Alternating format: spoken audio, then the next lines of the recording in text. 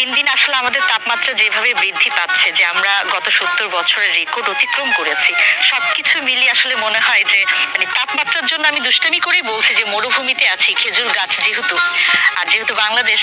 আর আমার দেশে হচ্ছে খেজুর বাগান হচ্ছে, সেখানে হচ্ছে আজোয়া খেজুর উৎপাদন হচ্ছে, এটা আমাদের জন্য সত্যি খুবই সৌভাগ্যের বিষয়। এতদিন পর্যন্ত আসলে আমরা হচ্ছে টিভিতে কিংবা